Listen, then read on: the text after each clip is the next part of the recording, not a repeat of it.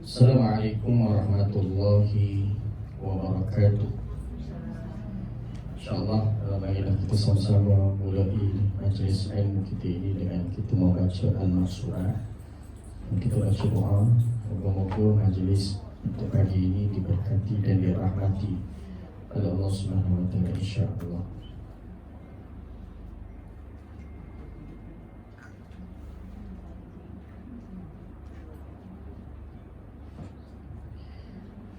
أعوذ بالله السميع العليم من الشيطان الرجيم. بسم الله الرحمن الرحيم. الحمد لله رب العالمين الرحمن الرحيم مالك يوم الدين إياك نعبد وإياك نستعين اهدنا الصراط المستقيم صراط الذين أنعمت عليهم غير المغضوب عليهم ولا الضالين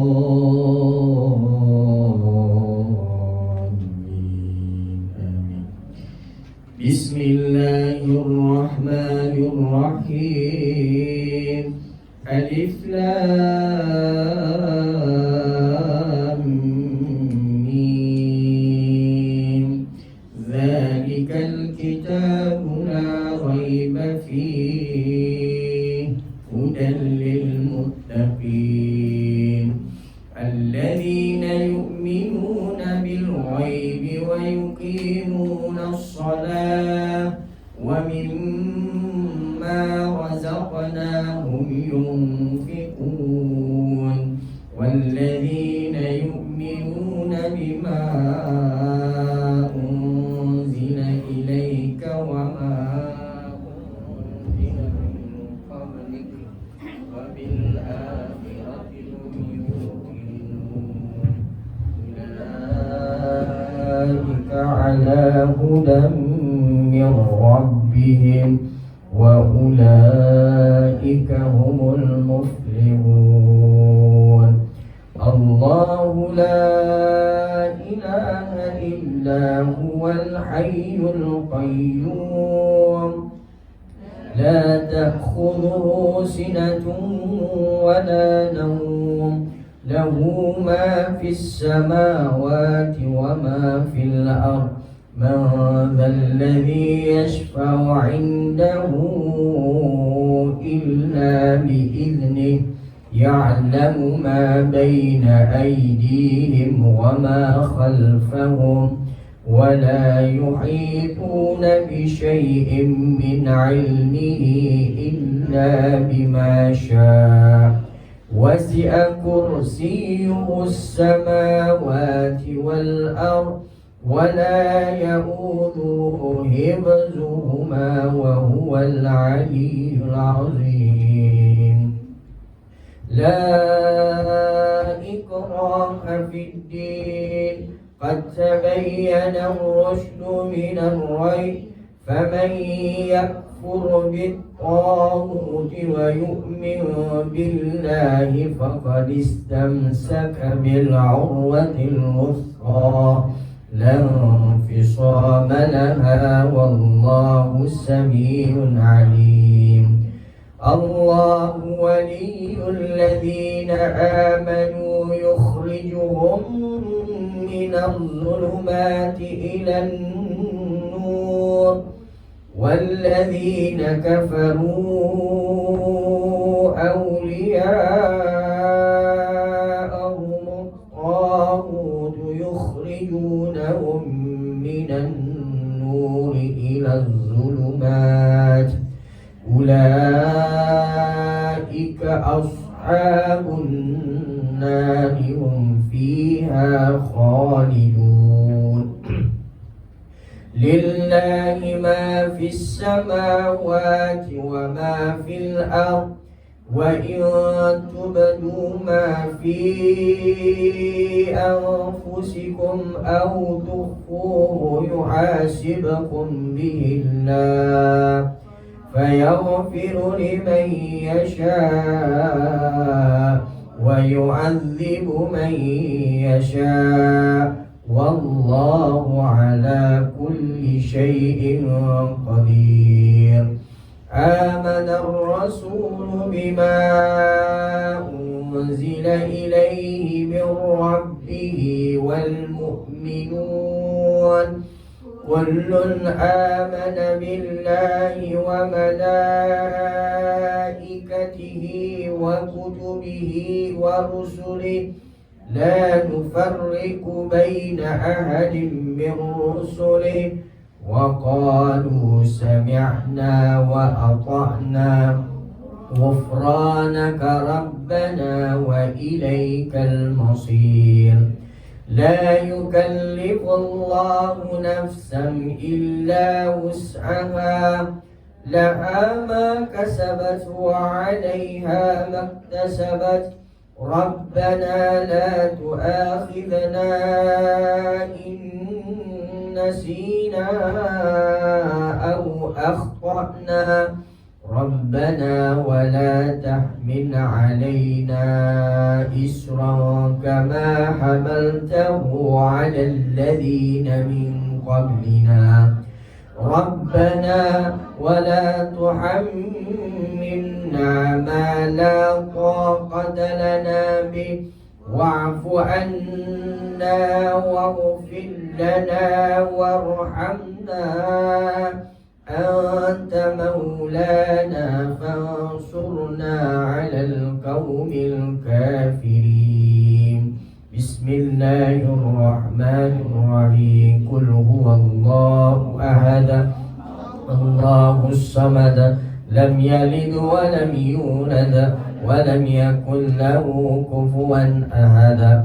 بسم الله الرحمن الرحيم. قل أعوذ برب الفلق من شر ما خلق ومن شر غاسق إذا وقب ومن شر النفاثات في العقد ومن شر حاسد إذا حسد. بسم الله الرحمن الرحيم. قل أعوذ برب الناس ملك الناس إله الناس من شر الوسواس الخناس الذي يوسوس في صدور الناس من الجنة والناس. أصبحنا وأصبح الملك لله والحمد لله لا شريك له لا إله إلا هو إليه النشور.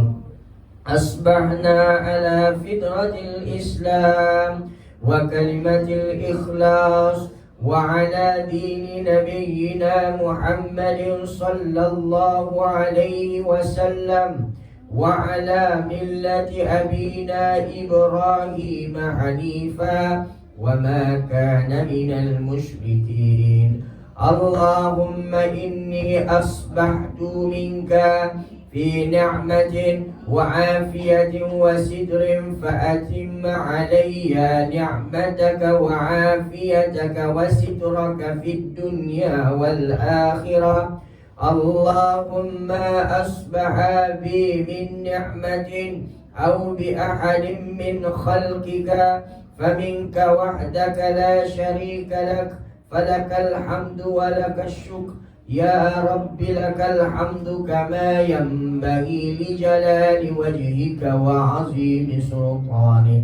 رضيت بالله ربا وبالإسلام دينا وبمحمد النبي ورسولا. سبحان الله وبحمده عدد خلقه ورضا نفسه وزينة عرشه ومداد كلماته. بسم الله الذي لا يضر مع اسمه شيء في الأرض ولا في السماء وهو السميع العليم. اللهم إنا نعوذ بك من أن نشرك بك شيئا نعلمه ونستغفرك لما لا نعلم. أعوذ بكلمات الله التامات من شر ما خلق.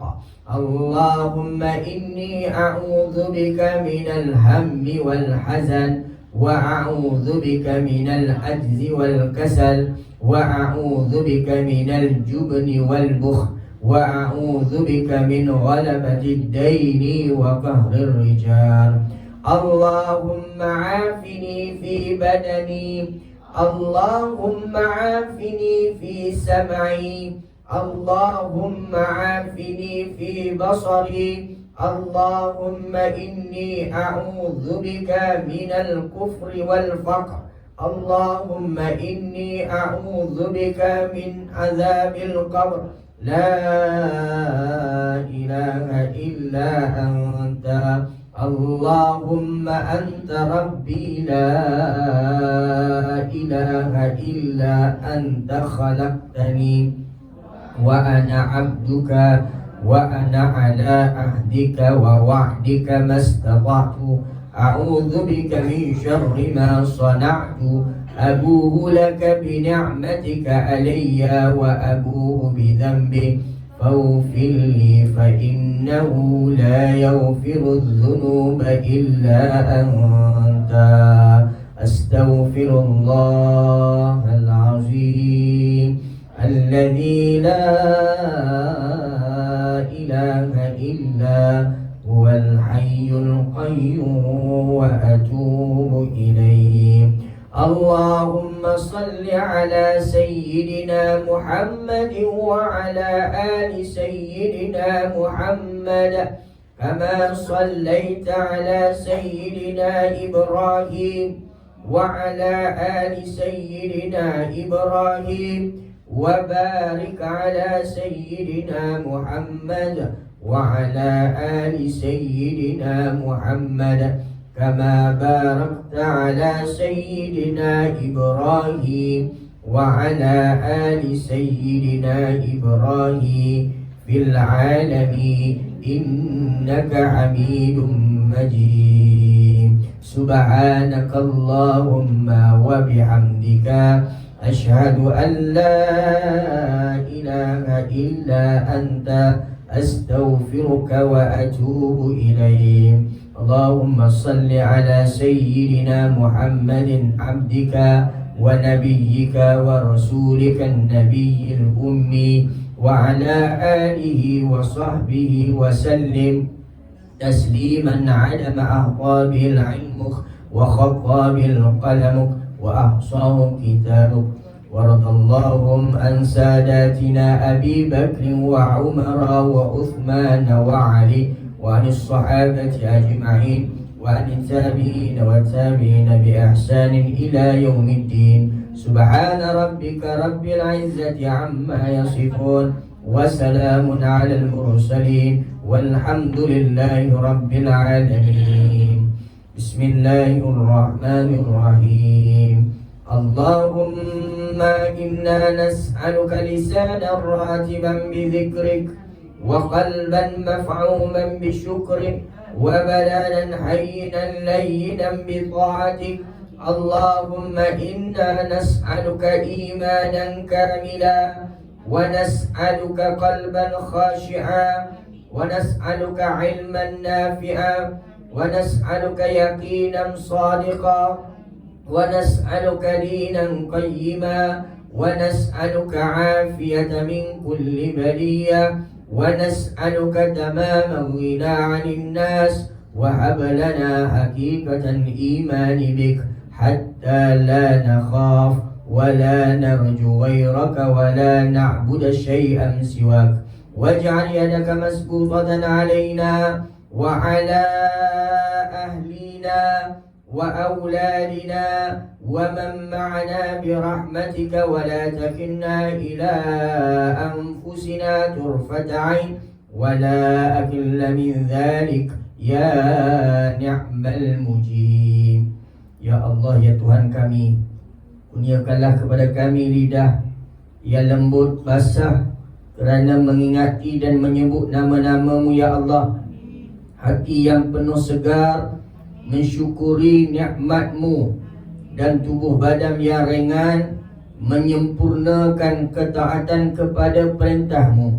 Ya Allah, kurniakanlah kepada kami iman yang sempurna, hati yang khusyuk, ilmu yang berguna, keyakinan yang benar-benar mantap.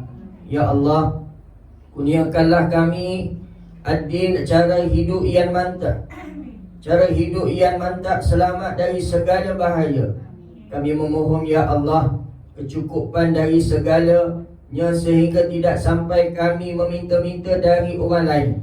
Dan berikanlah kami ya Allah iman kepadamu yang sebenar-benarnya, sehingga kami tidak merasa takut mengharap menyembah selain daripadamu ya Allah.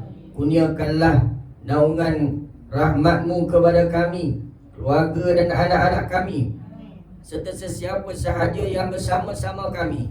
Janganlah Engkau ya Allah, Engkau biarkan nasib kami ditentukan oleh diri kami sendiri, walaupun kadar sekelip mata atau kadar masa lebih singkat dari itu. Ya Allah, ya Tuhan kami, Engkaulah Tuhan yang maha memperkenankan segala permintaan. Allahumma innaka ta'lam anna hadhihi al-quluba qad istama'at ala mahabbatik wartaqat ala ta'atik wa tawahadat ala da'watik wa ta'ahadat ala nasrati syari'atik wa wathik Allahumma rabitataha wa aniwuddaha wa ahdiha subulaha واملها بنورك الذي لا يخفى صدورها بفيض الإيمان بك وجميل التوكل عليه وأهلها بمعرفتي وأمتها على شهادة في سبيلك إنك نعم المولى ونعم النصير.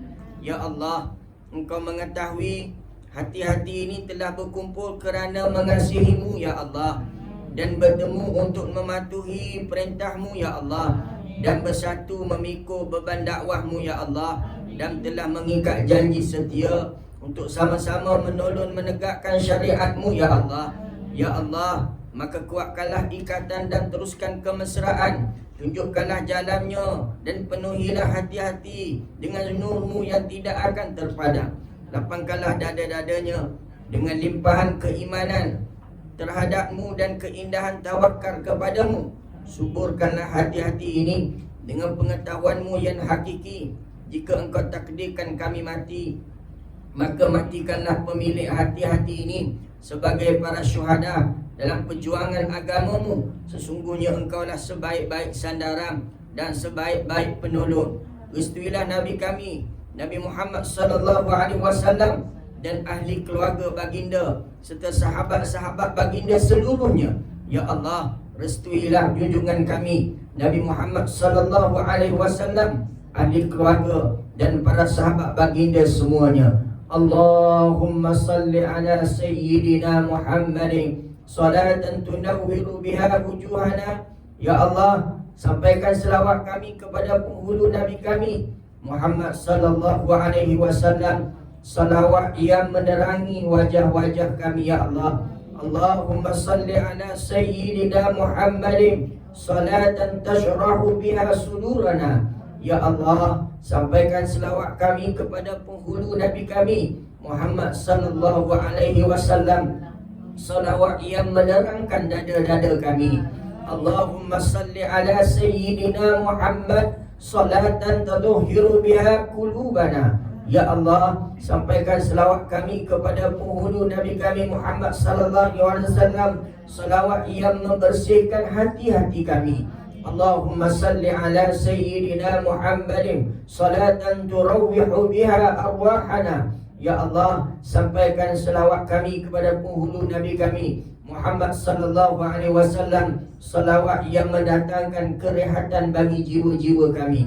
Allahumma salli ala sayyidina Muhammad salatan tuzakki biha nufusana. Ya Allah, sampaikan selawat kami kepada penghulu Nabi kami Muhammad sallallahu alaihi wasallam, salawat yang membersihkan jiwa-jiwa kami. Allahumma salli ala sayyidina Muhammad salatan taghfiru biha dhunubana. Ya Allah, sampaikan selawat kami kepada penghulu Nabi kami Muhammad sallallahu alaihi wasallam, salawat yang menghapuskan oleh dosa-dosa kami. Allahumma salli ala sayyidina Muhammad salatan tasrahu biha uyubana. Ya Allah, sampaikan selawat kami kepada penghulu Nabi kami Muhammad sallallahu alaihi wasallam, salawat yang menutupi kesalahan-kesalahan kami. Allahumma salli ala sayyidina Muhammad salatan tad'u biha awzarana. Ya Allah, sampaikan selawat kami kepada penghulu Nabi kami Muhammad sallallahu alaihi wasallam, salawat yang menghilangkan beban-beban kami. Allahumma salli ala sayyidina Muhammad salatan tuthaqqilu biha mizanana. Ya Allah, sampaikan selawat kami kepada penghulu Nabi kami Muhammad sallallahu alaihi wasallam, salawat yang memberatkan timbangan-timbangan kami. Allahumma salli ala sayyidina Muhammad salatan taqdi biha hajatina. Ya Allah, sampaikan selawat kami kepada penghulu Nabi kami Muhammad sallallahu alaihi wasallam, selawat yang memenuhi keperluan-keperluan kami. Allahumma salli ala sayyidina Muhammad salatan tashfi biha maridana.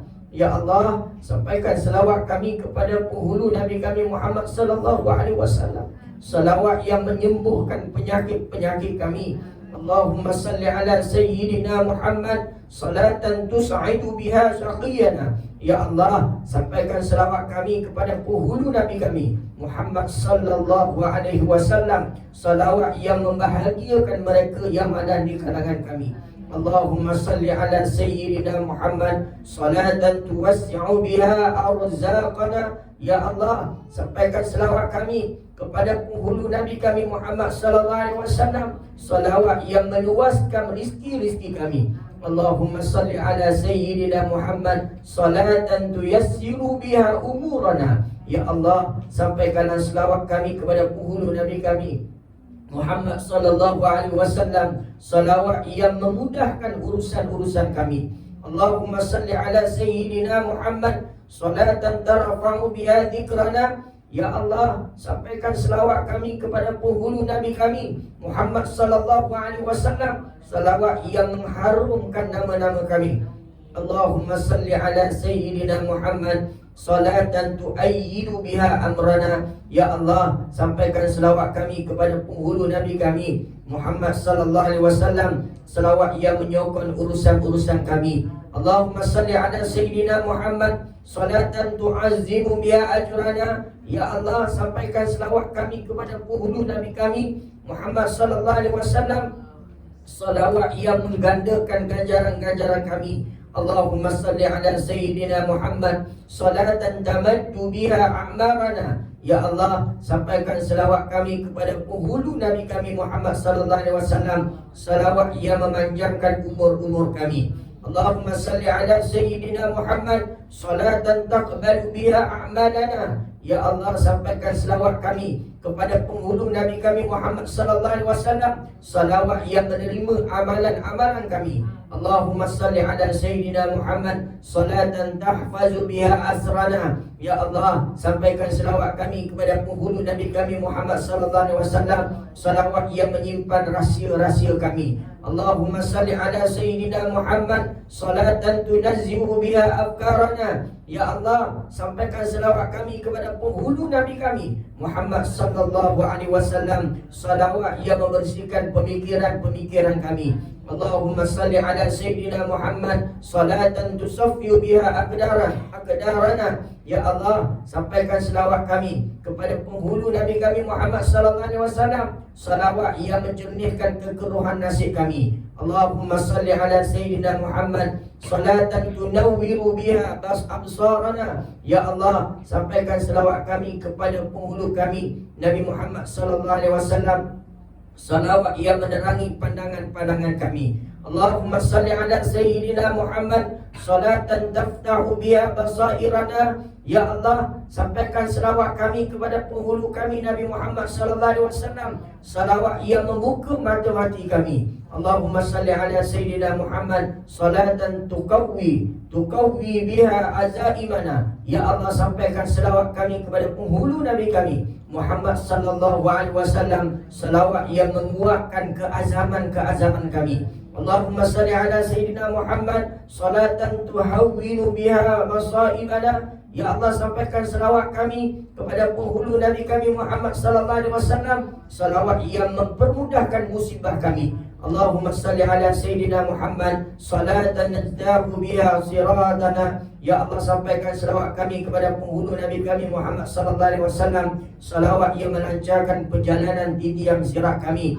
Allahumma salli ala Sayyidina Muhammad salatan tahzimu biha aduwana. Ya Allah, sampaikan selawat kami kepada penghulu Nabi kami Muhammad sallallahu alaihi wasallam, selawat yang mengalahkan musuh-musuh kami. Allahumma salli ala Sayyidina Muhammad salatan takhtimu biha hayatana. Ya Allah, sampaikan selawat kami kepada penghulu kami Nabi Muhammad sallallahu alaihi wasallam, selawat yang akan mengakhiri hidup kami. Allahumma salli ala Sayyidina Muhammad salatan tudayyibu biha kuburana. Ya Allah, sampaikan selawat kami kepada penghulu Nabi kami Muhammad sallallahu alaihi wasallam, selawat yang mewangikan kubur-kubur kami. Wa sallallahu ala Sayyidina Muhammad wa ala alihi wa sahbihi wa barika wa sallam. Walhamdulillahi rabbil alamin. Taqabbalallah minna wa minkum taqabbal ya karim. A'udzu billahi minasyaitonir rajim. Bismillahirrahmanirrahim. Alhamdulillahi rabbil alamin. Wa bihi nasta'in wa ala umur dunya waddin. Qalu subhanaka la ilma lana illa ma 'allamtana innaka antal alimul hakim. Wala haula wala quwwata illa billahil aliyyil azim. Wa ba'du. Alhamdulillah, apa khabar semua? Alhamdulillah, kita doakan supaya Allah Subhanahu wa taala sentiasa memberikan taufik inayah kepada kita semua, agar kita dapat terus istiqamah dalam melakukan perkara yang diperintahkan oleh Allah, dan di masa yang sama meninggalkan perkara yang ditegah oleh Allah. Mudah-mudahan kesemuanya memberi kebaikan kepada kita di dunia dan juga di akhirat, insya-Allah. Marilah pada pagi ini kita menyambung kembali menggunakan kitab Al-Muhimmah wal Mawa'izu Al-Badi'ah yang dikarang oleh Syekh Abdullah Ibnu Abdurrahim Al-Fatani dan juga Syekh Abdul Rauf Al-Fansuri daripada Aceh. Sambungannya, kita masih lagi pada membicarakan berkenaan dengan satu muhimmah, satu perkara penting, iaitu yang ditakutkan atas tiap-tiap perempuan yang bersuami, iaitu mengerjakan pekerjaan yang jadi derhaka akan suaminya.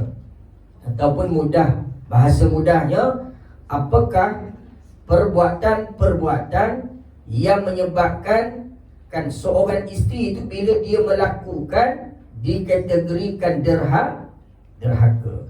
Kita ingat balik dalam pembelajaran yang dulu sebelum pada ini, kan, di antara dosa, kan, isteri ini dia melakukan perkara-perkara yang menyebabkan derhaka, dikategorikan derhaka kepada suami. Maka bila dikategorikan derhaka kepada suami, segala amalan yang ia usahakan, yang ia lakukan, sia-sia.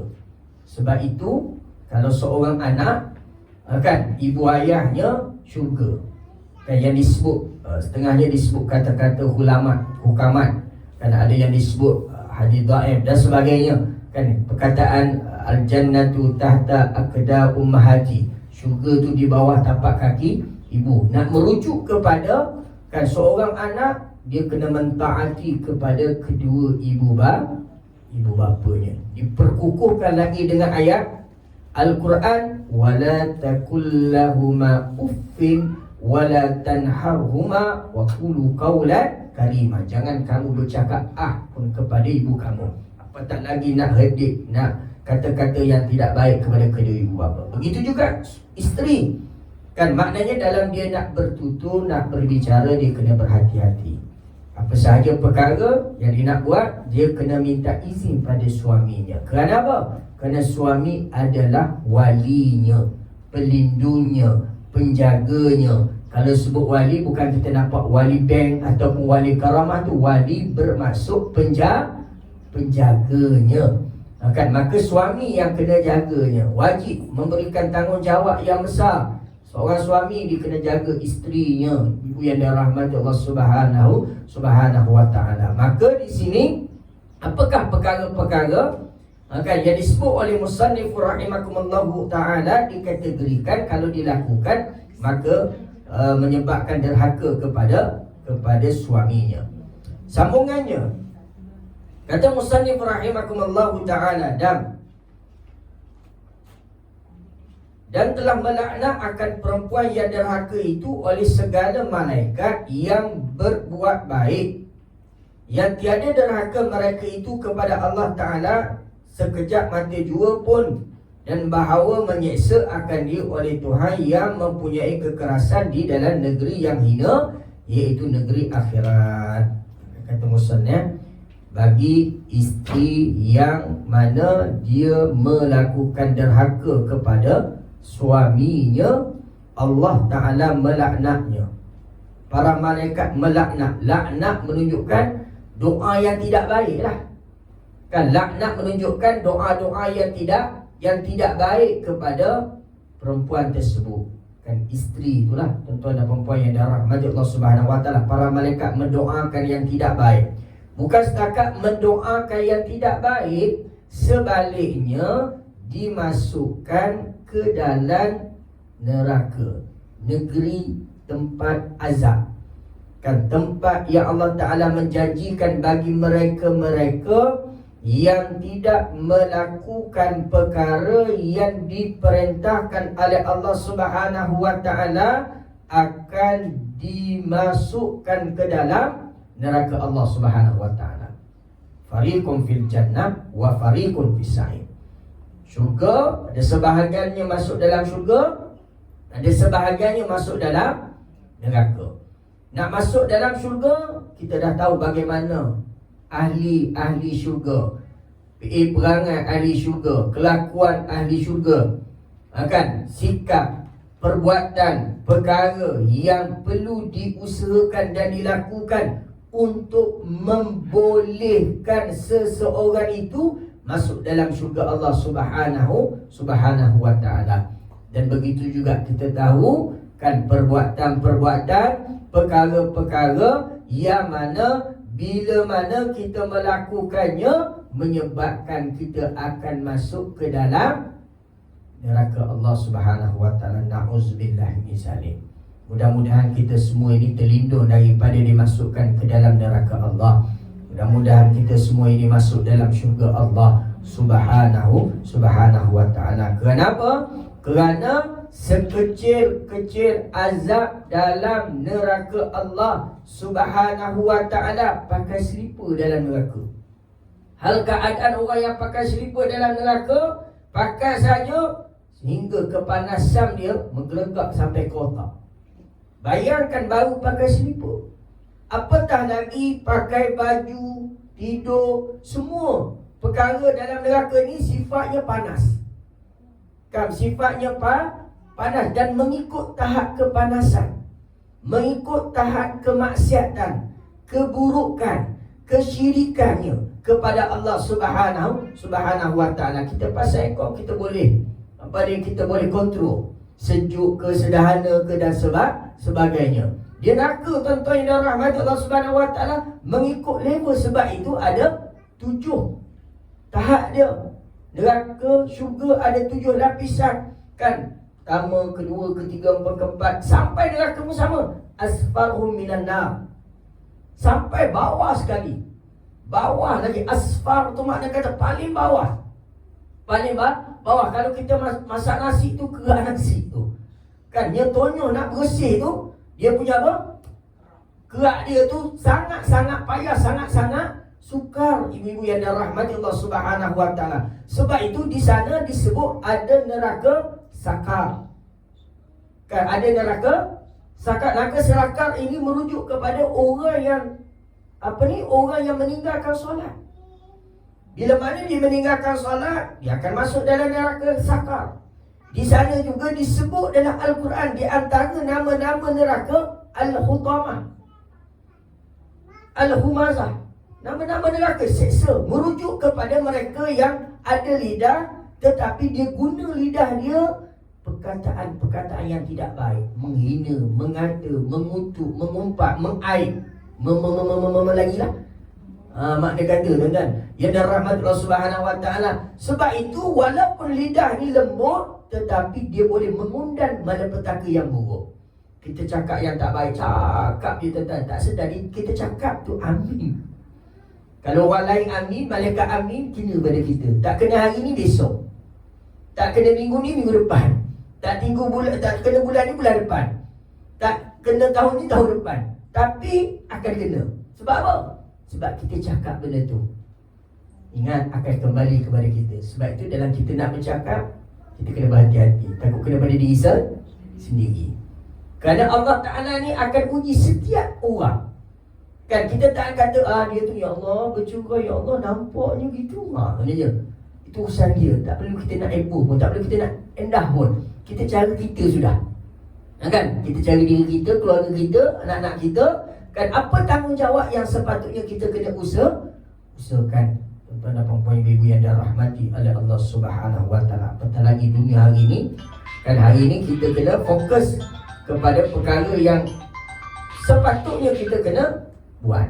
Apa yang kita kena buat? Buat jariah, buat baik. Maka berlomba dalam nak buat kebaikan. Ibu yang dirahmati Allah Subhanahu Wa Taala, fastabiqul khairat. Berlomba dalam nak buat baik. Allahu Akbar, dalam buat baik ni banyak kan? Banyak yang amat-amat sangat. Kadang letih, penat. Allahu Akbar, ibu yang dirahmati Allah Subhanahu Wa Taala. Sebab itu saya nak katakan bahawasanya ada yang baik, kenapa kita nak ambil yang buruk? Pengawal yang boleh kontrol kita, iman. Betul tak? Yang boleh kontrol seseorang itu iman kita. Kan kita tak boleh ada orang, saya ada PA saya, PA yang akan remind kepada kita. Saya ada penasihat.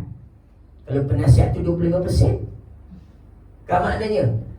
Maknanya yang boleh menasihati kita iman. Iman yang akan menasihati kita. Iman yang akan mendidik kita. Sebab itu iman ini yazid wa yanqu, dia boleh turun dan boleh kurang. Nak tambah iman dengan program agama, nak tambah iman dengan baca Al-Maksurat, nak tambah iman dengan baca Al-Mu, nak tambah iman dengan baca Al-Kahfi, nak tambah iman dengan berusaha perkara-perkara yang disebut tazkiyatun nafs, ruhiyah, yang boleh bangunkan roh kita, yang boleh memperkukuhkan keimanan kita, ketauhidan kita, yang menyebabkan kita bina hubungan yang sangat dekat dengan Allah. Boleh faham ke tidak ni? Kuat sangat ke apa? Tak nak sebutnya tuan-tuan. Penting dalam pembelajaran tu. Tuan-tuan dan puan-puan yang dirahmati Allah Subhanahu Wa Taala. Kalau saya kuat, saya tak pakai mic dah. Oh boleh Cik duduk kat bawah tu kan. Ustaz cakap lah bawah. Okey baik. Tuan-tuan ibu-ibu yang dirahmati Allah Subhanahu Wa Taala. Jadi saya nak sebut tu jadi perkara tu kita kena ingat. Dalam sebab itu saya suka katakan, tengok pada diri kita lah.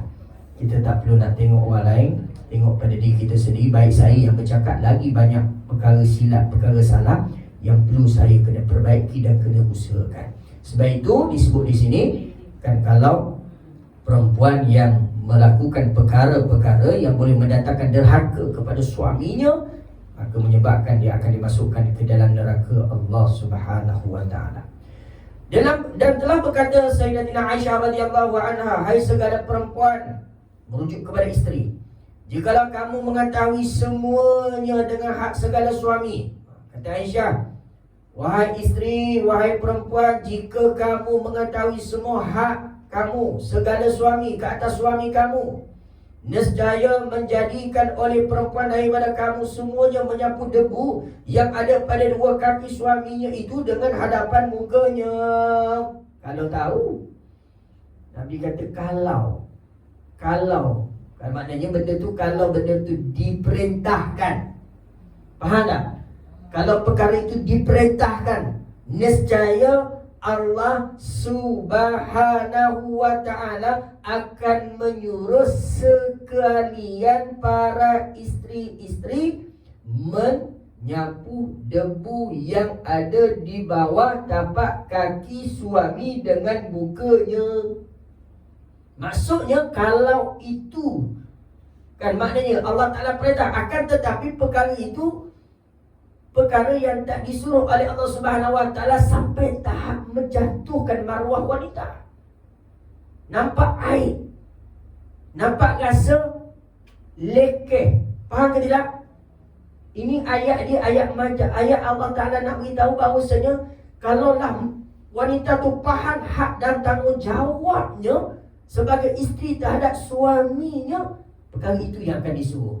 Akan tetapi tak disuruh sapu debu dengan muka, tetapi cukup tebarkan kasih sayang, taatlah pada suami, hormatilah dia, sayangilah dia, hargailah dia, terimalah apa sahaja yang ada dalam diri dia.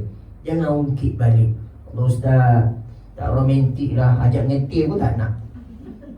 Maknanya kan asyik sibuk je manja, betul tak? Kan dia gitu, kahwin dah 60 dah, 60 dia kata. Kan gitu gini, tak perlu. Kan? Sebab apa tuan-tuan bina daripada awal, dari sampai akhir. Bina itu. Sebab itu kena ada perkara-perkara yang kita sentiasa bina di antara kita, suami dan isteri kita. Ibu yang dirahmati Allah Subhanahu wa ta'ala. Ini saya sebut, depan saya ni mak-mak saya semua ala ra'si wal ain, dah expert dah. Cuma saya ajar pada diri saya, share kepada semua. Kan maknanya buat yang terbaik. Cukup apa yang ada depan kita ni, kita syukuri, kita hargai, dan kita jaga dengan baik. Ibu yang dirahmati Allah Subhanahu wa ta'ala, bagaimana caranya? Cara dengan disebut tadi, taat kepada suami.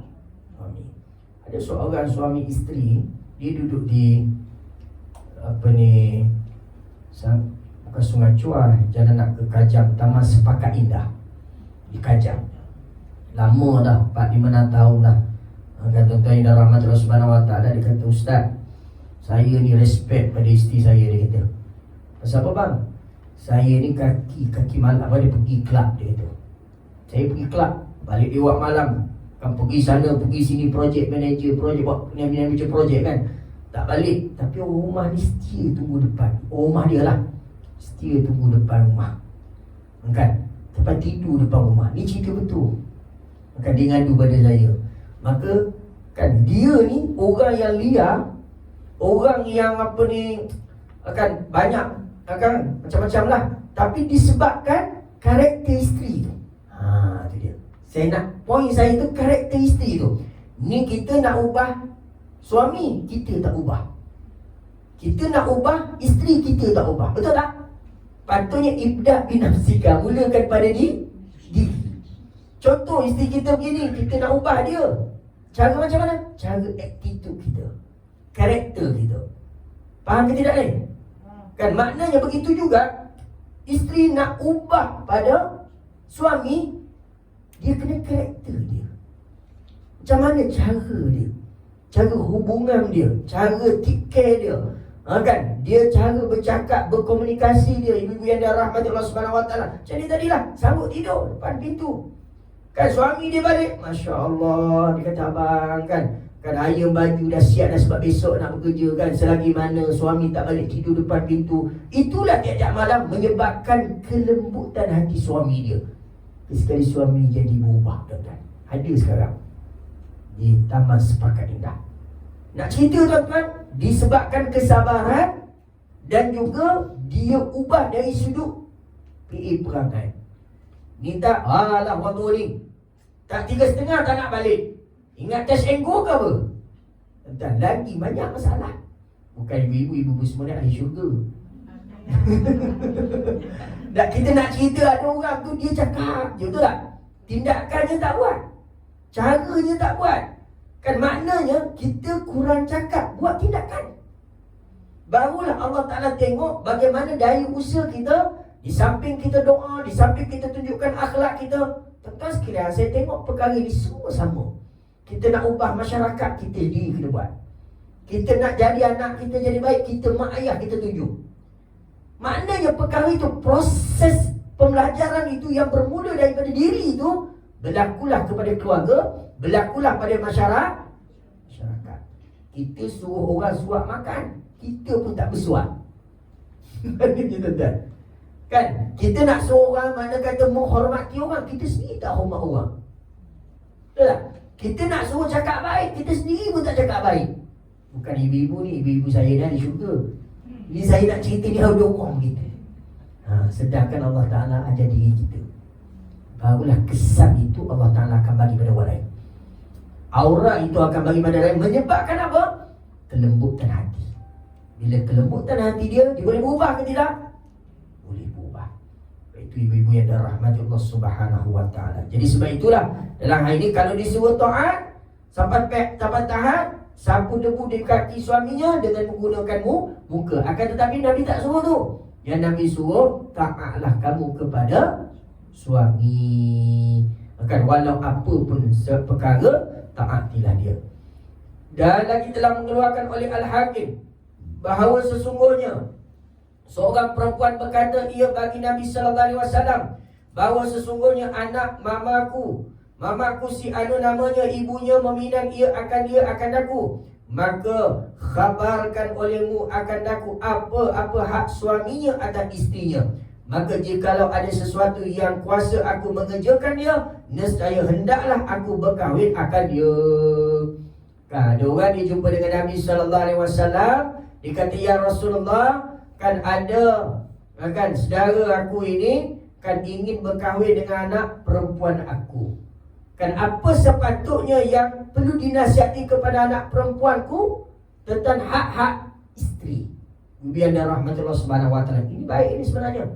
Kalau kita majlis pertunangan ke sebelum akad nikah kan ada khutbah nikah. Kan khutbah nikah tentang yang rahmatullah subhanahu wa ta'ala. Kita bercakaplah tazkirah. Jangan merujuk kepada teks khutbah tu. Dalam kepala kita dah tahu dah apa poin yang kita nak beritahu kepada bakal pengantin lelaki atau bakal pengantin perempuan. Maknanya kita berikan di antara perkara hak ni lah. Kan berikan kefahaman kepada dia supaya tanggungjawab dia. Jangan dia kan maknanya ibu-ibu yang dirahmati Allah Subhanahu wa taala leka dan alpa. Berkait dengan tanggungjawab, berkait dengan hukum hakan. Bila mana dah jadi suami, dah jadi isteri, dah ada ketua keluarga, dah jadi ibu yang dirahmati Allah Subhanahu wa taala, maka peranannya lebih besar. Dan itu kena pesan. Nabi dia pesan. Kita kalau yang tahu kan, sebab tu jemput ustaz ke siapa ke bagi tip ceramah tazkirah 5 minit je, berapa saat je sebelum akad nikah, sebelum diijab kabulkan, sebelum pertunangan. Supaya apa? Supaya tahu apa perkara, apa yang halal, apa yang haram. Ni kadang-kadang bertunan pun macam dah kahwin dah. Maknanya ni sekarang tak payah nak tunan, terus kahwin. Itu lebih baik ibu yang dirahmati Allah Subhanahu wa taala. Dah confirm, okey, suka sama suka dah. Kan kawan kami, okey, bila buat? Kita memudahkan urusan perkahwinan ibu-ibu yang dirahmati Allah Subhanahu wa taala. Jangan kita merumitkan. Ni kadang-kadang macam-macam kan. Nak anak saya kena 10K, kan kena tu, kena ni macam-macam. Anak awak dengan dia dah luar negara ke apa? Tak, PMR. Contoh, bukan dalam ni lah, saya cerita realiti kita hadap masyarakat kita ni kan. Kan nak buat pula geram macam-macam pula. Kan tuan-tuan yang dirahmati Allah Subhanahu wa taala. Sebab itu pengalaman saya kan, kita gunakan duit 1,000 kan, kita tengok ada anak atau remaja kita kan di kalangan belia kita, dia memang nak suka sama suka, kita jadi orang tengah. Jumpa kedua ibu apa. Dan pengalaman saya jumpa macam tu. Jumpa mak ayah dia orang ni macam mana ni, anak dah nak kahwin kan hari tu dia cakap tu, tapi jumpa kita dia tak adalah cakap macam tu sebab ustaz kan. Dia tak ada nak marah-marah. Kita bercakap dia, tak, kita takut dosa ke kita nak pahala? Kita nak biarkan dia dalam keadaan berzina ke, ataupun kita nak halalkan dia? Kita orang tu, betul tak? Kita mak ayah kan, kita tahu masalah berbagai-bagai perkara. Maka Kan, Ustaz, saya ini nak okey tak apa. Kita selesaikan documentation berkenaan nikah, bawa ke pejabat agama, cari ini apa semua. Dan kita serahkan duit kepada catering. Untuk apa? Untuk selesaikan selesaikan perkahwinan. Kalau saya rekod nanti saya rekod balik. Saya rekod. Saya kan nanti.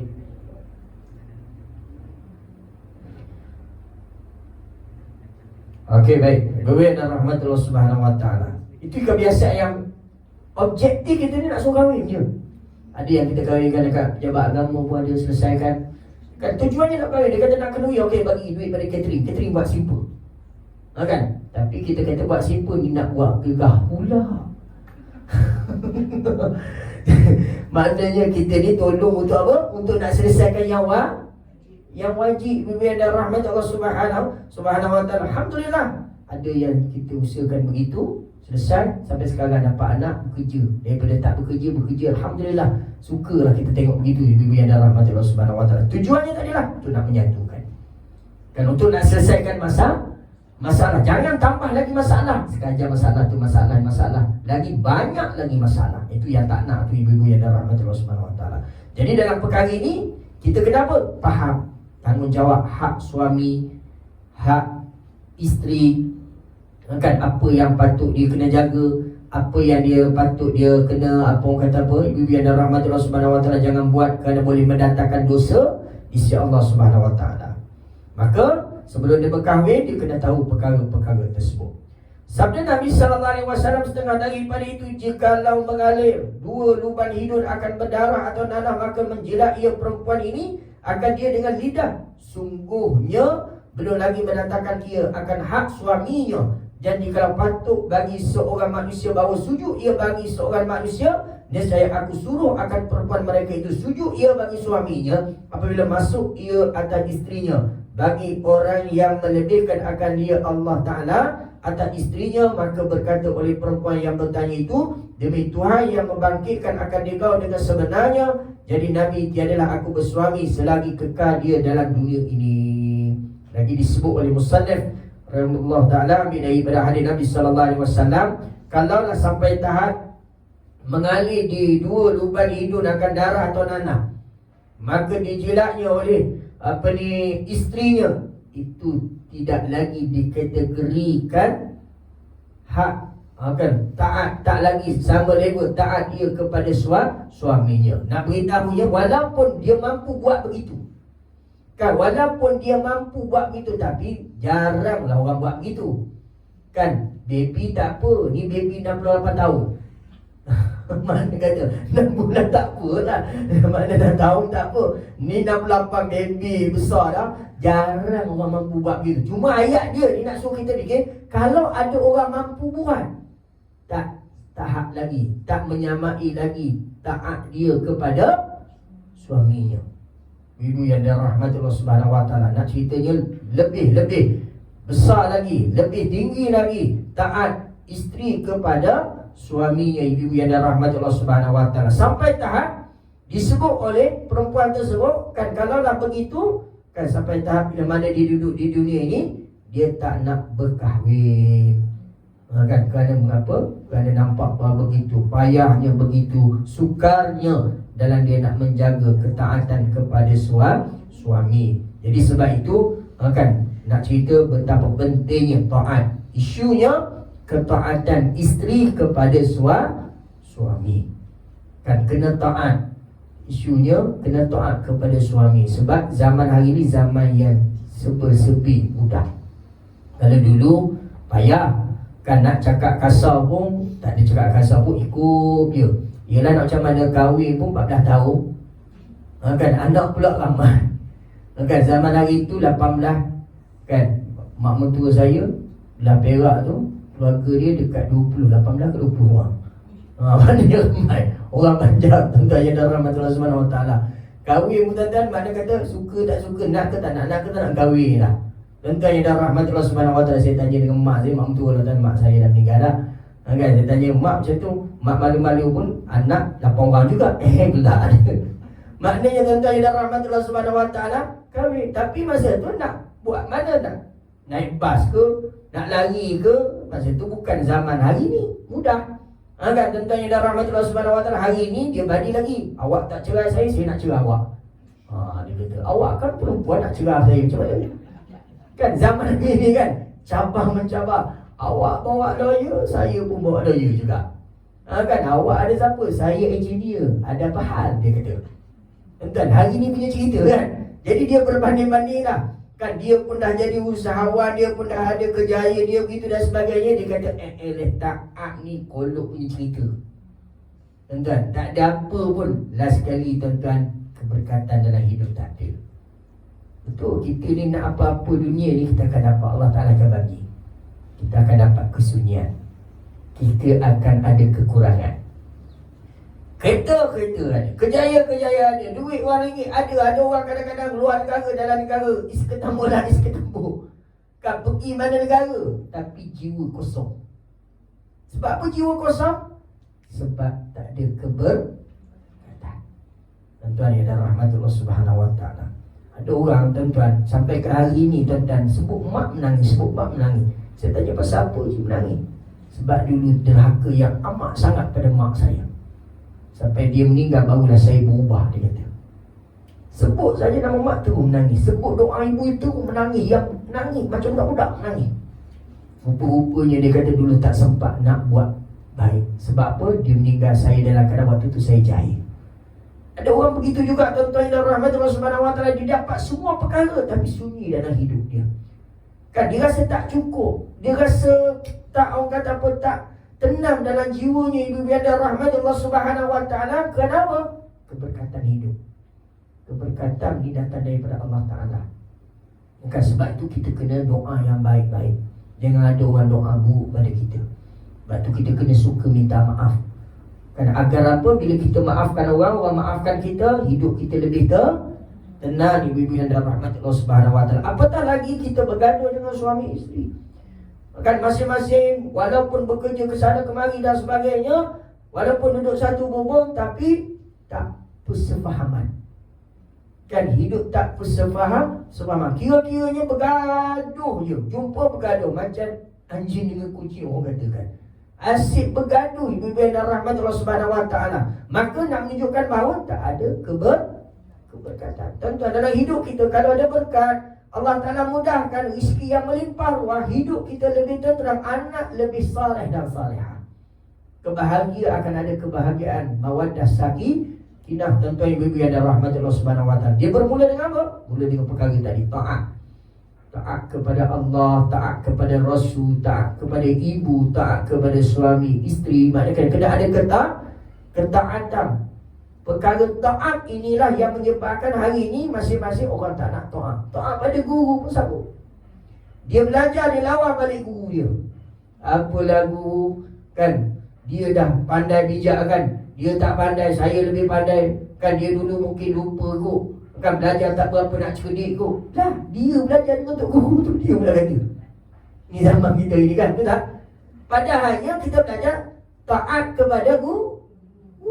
Dalam kitab Ta'alim Munta'alim tu, Syekh Al-Zarnuji rahimakumullahu ta'ala. Tapi tak. Sebab itu ibu-ibu, cuba fikirlah. Hari ni sebab satu tak taat. Dia tak nak taat. Dia rasa diri dia bagus. Dia rasa diri dia tu dah alim sangat dah. Dia rasa diri dia tu dah mampu begitu gini dan sebagainya. Jadi jangan ikut orang. Kita ikut panduan apa yang ditinggalkan oleh baginda Nabi SAW. Taatlah selagi mana dia tidak menyuruh perkara yang buruk. Taat selagi mana tidak melakukan perkara kemaksiatan atau kesyirikan. Itu kedudukannya. Kena taat. Taat selagi mana tak suruh buat maksiat. Selagi mana tak suruh buat perkara syirik. Kalau dah suruh buat maksiat, buat syirik, jangan taat. Taat selagi mana Allah Ta'ala suruh. Yang disuruh oleh Allah dan Rasul, ibu biar dan rahmatullah subhanahu wa ta'ala. Maka dalam ketaatan itu akan ada kesempurnaan, akan ada keberkatan daripada Allah subhanahu wa ta'ala. Boleh faham ke tidak? InsyaAllah. Dan lagi kata musannif rahimakumullahu ta'ala, sesungguhnya telah diceritakan daripada Rasulullah sallallahu alaihi wasallam bahawa sesungguhnya ia tak kala datang ke Madinah keluar ia kepada suatu jenazah, maka melihat ia akan beberapa perempuan mengiring akan jenazah, maka bersabda ia bagi sekalian mereka itu, adakah kamu menanggung serta sama-sama dengan orang yang menanggung? Maka sembah kami sekalian tiada. Maka sabda ia, adakah kamu sembahyang serta orang yang menyembahyangkan dia? Maka sembah kami tiada. Maka sabda Rasulullah SAW, bagi sekalian balik oleh kamu. Ni Nabi sebut kan lalu ada di Madinah, ketika mana Nabi SAW tak kala datang ke Madinah, keluar jenazah, orang usul jenazah, maka bersama dengan jenazah itu ada sekumpulan wanita, perempuan, orang perempuan, ibu-ibu yang dirahmati Allah Subhanahu Wa Taala. Maka Nabi SAW tanya, adakah kamu sembahyang? Orang yang menyembahyangkan dia, kamu sembahyangkan dia ke? Menyembahyangkan dia ke tidak? Dia jawab tidak. Kan? Maka Rasulullah SAW kata, kalau tidak, balik kamu. Sebab apa? Boleh mengundang fitnah. Sebab itu tuan-tuan yang dirahmati Allah Subhanahu Wa Taala, sebaiknya, seeloknya wanita atau orang perempuan menghindari daripada perkara yang boleh mendatangkan fitnah. Perkara ni cukup ya, boleh mendatangkan fitnah, ibu-ibu yang dirahmati oleh Allah Subhanahu Wa Taala. Maka Nabi jaga, Nabi beritahu sebaiknya kamu balik, takut nanti kan fitnah. Ustaz, kan hari ni ada orang sama-sama juga ziarah, walaupun dari pesan di kalangan para asatizah, kan duduk di kelompok muslimah. Kalau dia datang kat masjid, kat surau, di kalangan keluarga dia, maka duduk bersama dengan keluarga. Kalau tanya semayang nanti, kalau boleh semayang sama-sama. Semayang jenazah ni lelaki pun boleh, perempuan pun boleh. Faham ke tidak? Lelaki pun boleh, perempuan pun boleh. Kan mudah saja. Sahaja aku solat atas ini jenazah, kan, kerana Allah Ta'ala. Itu je niat dalam hati. Takbir yang pertama baca Fatihah. Takbir yang kedua baca selawat. Paling-paling ringkas, Allahumma salli ala Sayyidina Muhammad. Kalau tak, selawat Ibrahimiyah tadi yang kita selawat. Takbir yang ketiga, kita doa kepada arwah. Allahumma ufir lahu, Allahumma ufir laha, Allahumma ufir lahum. Contohlah. Maknanya, bila ada rahmati Allah Subhanahu Wa Taala, kita mendoakan. Paling ringkas, Allahumma ufir lahu. Paling ringkas. Takbir yang keempat, Allahumma la tahrina ajrahu. Saya nak beritahu, solat jenazah solat yang paling mudah. Tapi kadang-kadang ramai orang tak mampu buat, ataupun tak nak buat. Mampu tapi dia tak nak buat. Itu saya biasa solat jenazah, saya pesan semua yang ada, ambil wuduk, kita solat sama-sama. Kita kena ingat, hari ni kita solat jenazah untuk saudara kita, kita pun bakal jenazah. Kan nanti orang akan solat kepada kita. Kalau kita mudahkan solat untuk orang, nanti orang mudahkan solat untuk kita juga. Kalau kita payahkan nak solat untuk orang, nanti takut orang payah nak solat untuk kita. Sebab itu cara hidup kita ini, orang Allah Ta'ala akan tunjukkan ketika kita meninggal. Kalau waktu hidup kita ni peramal, kita suka tegur orang, bantu orang, tolong orang, begitu mudahkan urusan orang. Waktu meninggal orang mudahkan urusan juga. Van jenazah sampai 3 nak bantu. Mana tuan-tuan? Assalamualaikum, dah ada orang ambil belum? Dah ada. Saya nak bawa ni lah. Saya tak tahu. 3 kereta jenazah. Allah Ta'ala mudahkan. Yang nak memandikan, bukan setakat 2, 10 orang nak mandikan. Nak tolong bantu. Semua ni nak tolong bantu. Daripada postmortem ni agaknya payah, dia mudahkan. Ni kerja Allah. Tuan-tuan, kerja Allah. Saya ada urus satu jenazah Indonesia masa Covid baru ni. Dalam banyak-banyak urus jenazah. Kan, nama apa tawakak tu. Kan dia jual buah pisang dia dekat Bukit Mahkota. Tuan-tuan yang dirahmati Allah Subhanahu Wa Taala. Ratna, begitulah lebih kurang nama dia. Kan? Jadi dia dah seminggu dekat dekat forensik, dekat Hospital Sedang. Kan Indonesia kan dia nak surat kan keputusan daripada dia punya kepala kampung, ketua kampung.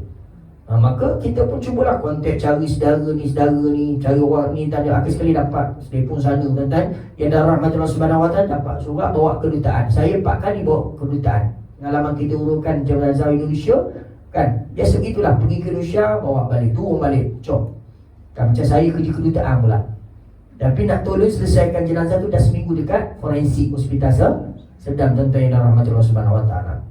Saya ni sensitif sikit masuk bilik jenazah. Kan tengok jenazah ni saya sensitif sikit. Saya lah, orang lain tak kata. Kan ada jenazah yang saya boleh mandi, ada jenazah yang tak boleh mandi. Kan ada jenazah yang saya boleh masuk, ada jenazah yang saya tak boleh masuk. Orang lain tak tahu, saya. Tapi hari itu saya masuk jenazah, bilik jenazah tu saya rasa tak, rasa okey lah, boleh lah masuk. Kan dia tunjuk satu tunjuk kan. Dan tak rasa tak takut lah maksudnya kan. Tapi ada, kita nak sampai tu kita rasa macam ni kan tak nak lah masuk pula dia kan. Buat gitu kan. Dan yang dah rahmat Allah Subhanahu Wa Taala. Jadi saya tengok Allah Yarhamah tu, tenang dia. Seminggu tak mandi mudah je. Kan yang tukang jenazah mandi tu kan lah, dekat hospital tu. Kan mudah yang angkat tangan tuan-tuan. Ada setengah jenazah nak angkat pun payah. Gerak, sukar dan sebagainya. Sebab dia bila dah mati, function dalam badan dia mati. Kan, tapi dia okey macam meninggal semalam tadi dia kata. Kan, darah dia nampak okey. Baru lagi dapat dadah 5 hari lah. Betul. Dan rahmatullah subhanahu wa ta'ala. Maka lepas tu bawa urus dan sebagainya, tanah dekat saya berjaya.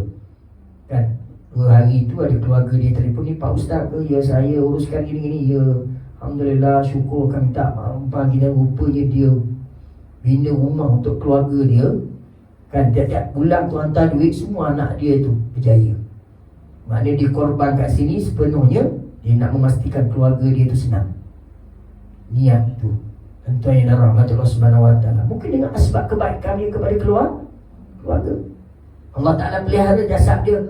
Kan Allah Ta'ala mudahkan urusan. Ada orang begitu tuan-tuan, ya ada rahmatullah subhanahu wa ta'ala, Allah Ta'ala mudahkan segala urusan kematiannya. Sampai orang berebut nak mandikan jenazah, sampai orang nak ramai solat jenazah tuan-tuan. Ya ada rahmatullah subhanahu wa ta'ala, tengok muka, ya Allah, terasa nak perginya. Jauh lah, jam dah nak pergi juga. Jika sebelah meninggal pun jangan pergi. Ini gerakan daripada Allah Ta'ala. Pasal apa? Kalau kita waktu hidup kita urus dengan baik, kita bantu orang dengan baik, kita selesaikan masalah orang, ingat time mati pun Allah Ta'ala akan tunjuk juga apa yang kita buat itu dibalas dengan baik juga. Sebab itu jangan berkira dengan berbaik. Ni tuan-tuan nak tutup sui pun, alah, tak nak lah. Tutup sui je. Mana tuan-tuan suruh nak bagi infak RM1 je. Fikir dulu, nak beli donat ke nak infak? Nak beli donat ke infak? Pada RM1 je bukan. Mana kali dengan 30 hari, 30 ringgit. Kadang top up tu bukan sehari, pagi top up, petang top up. Dia dah rahmatullah subhanahu wa ta'ala. Bukan ibu saya lah, ni kita cerita dia bukan begitu. Jadi maknanya kita buatlah kebaikan tu, sebab kita akan dapat balik kebaikan yang kita buat. Allah Ta'ala jamin kebaikan yang kita buat, kita akan dapat semula tentang dan rahmatullah subhanahu wa ta'ala. Kalau tak waktu hidup, waktu meninggal, Allah Ta'ala akan bagi kebaikan. Allah Ta'ala akan lembutkan hati semua orang untuk solat jenazah kepada kita. Bayangkan dalam ramai-ramai 100 ke 500 orang tu doa dia mustajab. Kan doa dia mustajab tuan-tuan ya. Dia rahmatullah subhanahu wa ta'ala tu penting tuan-tuan. Sebab itu Nabi kata tadi, kan orang perempuan kalau elaknya di sini sebab fitnah. Pasal apa Nabi larang? Sebab takut biman fitnah. Hukum tu di antara kalau kita belajar fiqh, elak kenapa dia haramkan Nabi SAW orang perempuan? Sebab takut mengundang fitnah. Kalau boleh mengundang fitnah, tuan-tuan dan rahmatullah subhanahu wa ta'ala, jangan. Macam contoh ada orang belajar kan, dia datang tu, dia terlampau cantik sangat. Orang tengok dia tu berkenal, sampai cerita Musa berjanggut tu kan. Itu lah. Tak payah datang mengaji lah. Takut boleh mendatangkan fitnah, menyebabkan orang tu gila-gila dengan dia. Kan, ni contoh. Kan contoh maknanya menyebabkan orang teringat kat dia. Tak payah, duduk rumah je, belajar online je. Dengan mana dengan online. Pasal apa? Boleh mendatangkan fitnah. Selagi mana perkara yang tak mendatangkan fitnah, diharuskan, dibolehkan. Ini bagi perempuan tuan-tuan yang dah rahmatullah subhanahu wa ta'ala, dengan izin suami. Maka Nabi kata, kan maknanya balik di rumah itu lebih baik. Maka sekalian mereka itu perempuan disuruh mereka itu dengan tetap di dalam segala rumah mereka, kerana mengkhidmatkan bagi segala suami mereka itu nescaya menyamai akan yang demikian itu daripada mereka itu segala taat dan ibadah bagi segala lelaki. Ini yang kita sebut edah ni. Ni kadang suami meninggal dah tak kira edah dah, bedah je. Maknanya kan, apa yang dah dia kata kan. Kan, suami meninggal semalam, besok makan kedai warung dah. Kan maknanya kan, dah tak kira dah. Kadang ni ada orang dia tak tahu kan. Patutnya dia kena jangan terlampau sangat. Kan jangan dia menunjukkan sangat menyebabkan dia rasa apa tentang yang darah rahmat Allah Subhanahu Wa Taala menyebabkan dia tidak menghormati kematian itu. Kematian arwah suaminya. Sebab itu Edah ibu yang darah rahmat Allah Subhanahu Wa Taala suruh duduk kita kat rumah, duduk di rumah untuk apa? Nak mengelak daripada fitnah. Tuan-tuan dan puan yang darah rahmat Allah Subhanahu Wa Taala. Maka di sinilah kadang-kadang mengkhidmatkan bagi segala suami mereka itu nescaya menyamai akan yang demikian itu daripada mereka itu sekalian taat dan ibadat bagi segala lelaki. Seperti barang lain diceritakan di dalam beberapa khabar bahawa sesungguhnya seorang perempuan datang ia kepada Nabi SAW, bersabda ia baginya, apa bicara engkau? Maka sembahnya, ya Rasulullah, bahawa sesungguhnya kami hendak membawa datang segala perempuan kepada engkau. Maka sabda ia, kenapa? Kenapa nak bawa datang? Maka sembah perempuan itu adalah sekalian mereka itu bahawa berkata semuanya bahawa sesungguhnya Allah Ta'ala menjadikan ia akan kita sekalian dan pula menjadikan ia akan sekalian ini di bawah tangan, yakni di bawah perintah segala lelaki. Laki-laki dihabaskan, dikurung sebab hak mereka itu di dalam segala rumah. Akan dijadikan ia akan kita sekalian akan tempat keinginan bagi segala mereka itu, dan fardukan atas kita khidmat bagi mereka itu, dan menjadikan ia bagi mereka itu peran sabir dan hadir berjamaah. Dan Allah Subhanahu Wa Taala menentukan ia akan mereka itu dengan khitab kan pekerjaan yang tidak kita, maka apa kita ganti akan barang yang menguniakan Allah Ta'ala mereka itu. Ini disebut oleh musannif rahimakumullahu ta'ala, yang mana seseorang perempuan isteri dia kena menuruti, mentaati. Dia kena apa tuan-tuan dan puan-puan yang dirahmati Allah Subhanahu Wa Ta'ala? Kan dia kena menunaikan apa dia? Khidmat kepada suaminya. Dia kena buat khidmat kepada suaminya. Kalau di luar dia boleh berkhidmat, dalam rumah pun dia boleh berkhidmat. Kalau di luar dia boleh bekerja, kan dalam rumah dia kena bekerja, kena menunaikan tuntutan. Ni kat luar macam-macam. Kan kelab tu, organisasi tu, persatuan tu buat tu macam. Dalam rumah nak buat nasi goreng pun tak nak. Kan abang dia sampai cari nasi goreng kat luar. Mana kita tanya rahmatullah subhanahu wa ta'ala. Jadi jangan lupa, aktif di luar, aktif juga di rumah. Kan dalam rumah itu lebih penting khidmat kepada keluarga, khidmat kepada suami, ibu yang dirahmati Allah subhanahu wa ta'ala. Itu yang disebut oleh Nabi sallallahu alaihi wasallam, itu yang lebih fardu. Itu yang lebih fardu, yang lebih dituntut, yang disuruh oleh baginda Nabi sallallahu alaihi wasallam. Jangan kita terlepas pandang. Ni kadang berlaku tuan-tuan Patut kadang dia terlepas pandang di rumah dia. Kan menyebabkan apa? Menyebabkan bercerai-berai. Pasal apa? Isteri aktif sangat. Begitu sangat ini semua. Kena tahu, kena had limit. Kadar mana yang sepatutnya kena bagi panduan. Suami itu bagi panduan. Ibu-ibu yang dirahmati Allah Subhanahu wa ta'ala. Dan kita bincang dengan suami. Kalau suami lah, bang, saya ada program yang abang ni jadual saya tahu. Abang boleh jadi PA saya. Kalau dia jadi PA, mana kata kan, kita pun tulis. Lepas tu abang ni berkata, banyak sangat ni, awak ni Perdana Menteri ke apa?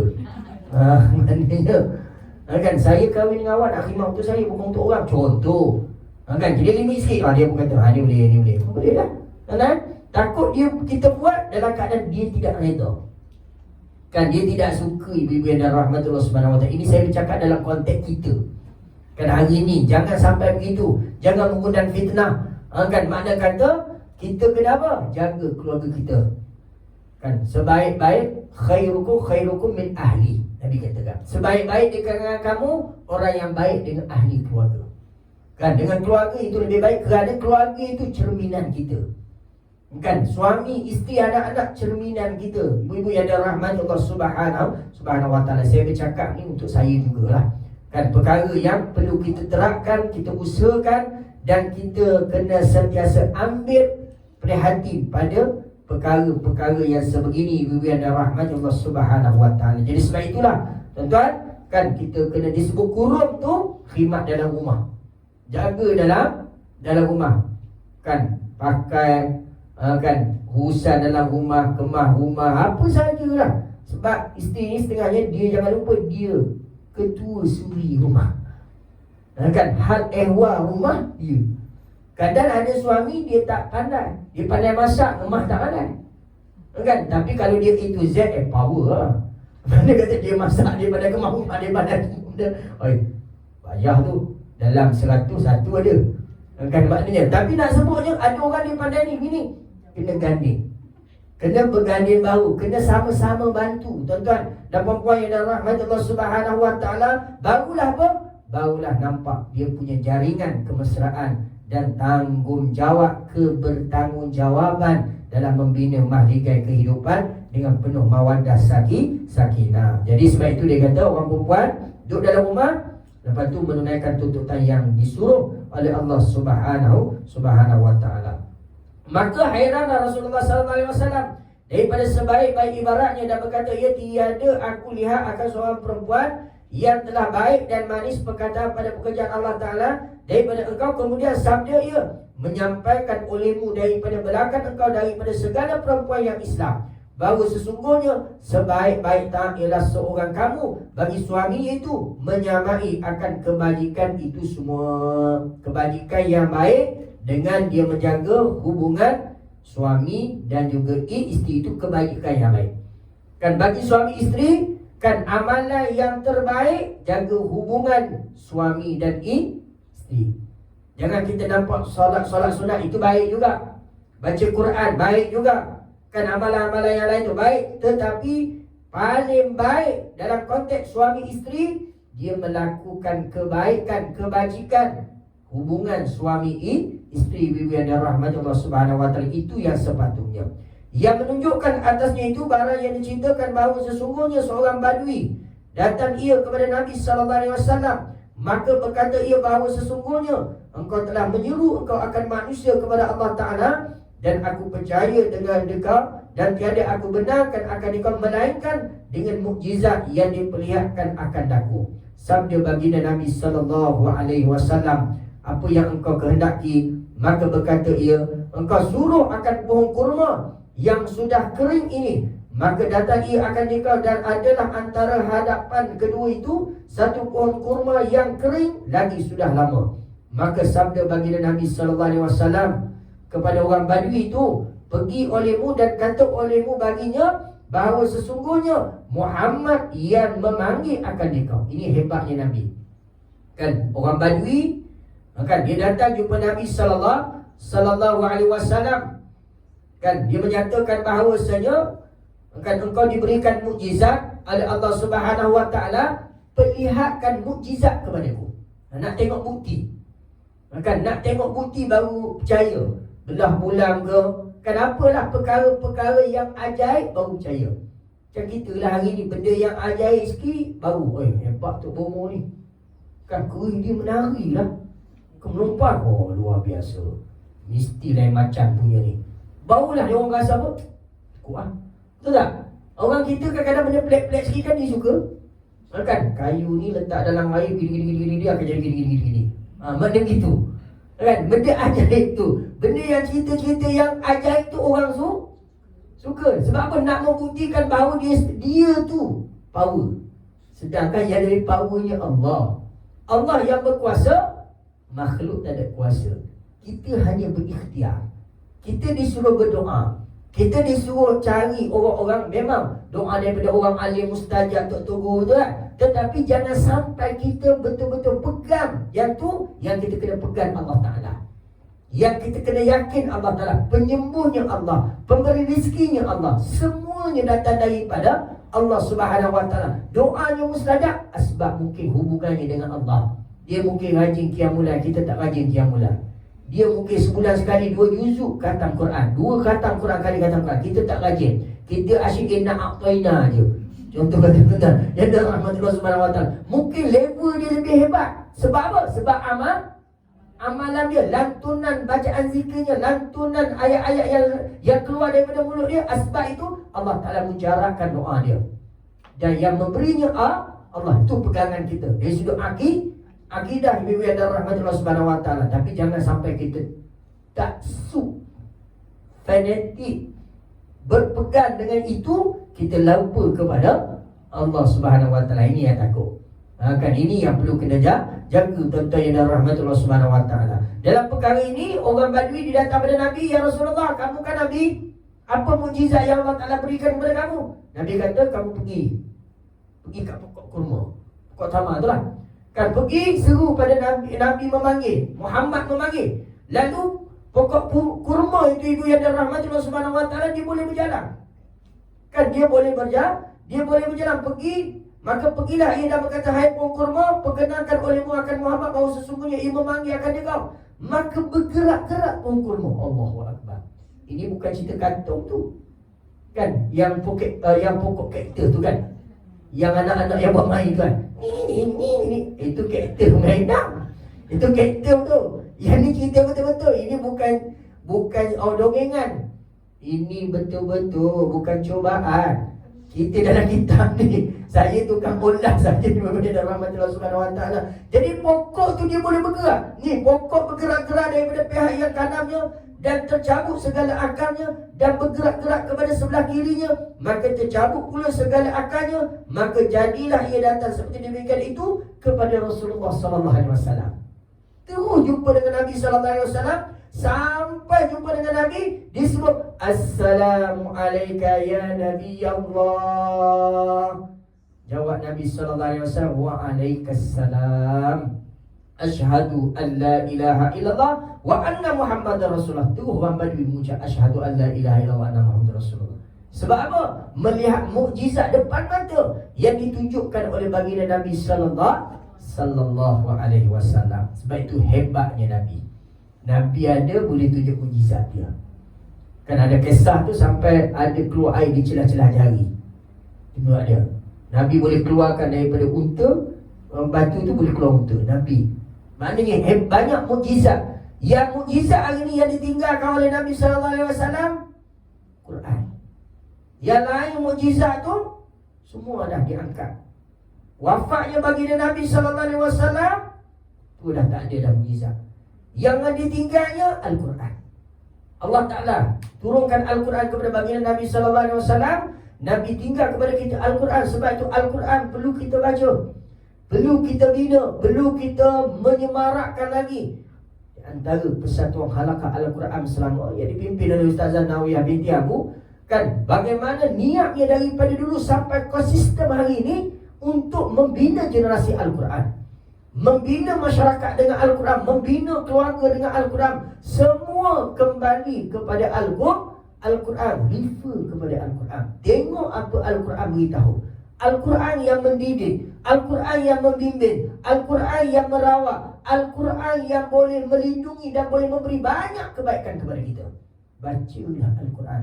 Allahumma arhamna bil Quran waj'alhu lana imaman wa nuran wa hudan wa rahmah. Itu doa tu kan?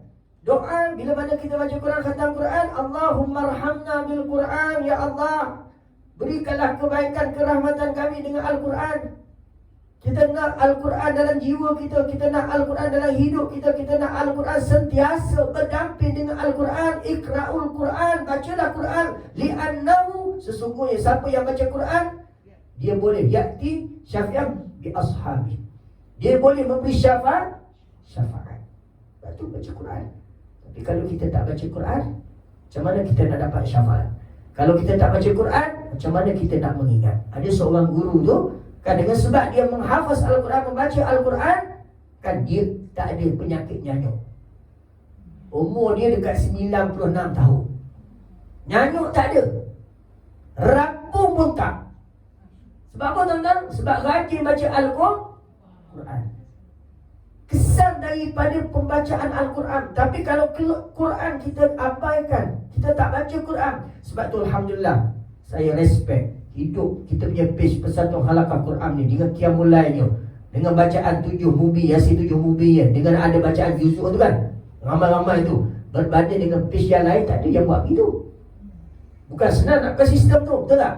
Sekali boleh, 2 kali, 3 kali, yelek. Kan benar tuan-tuan. Quran ni nak istiqamah yang paling payah ni baca Quran. Quran ni dengan sebab baca Quran ada orang dia rempah balik Quran. Dia keluar karakter perangai dia. Sebab tu tuan-tuan istiqamah tu payah.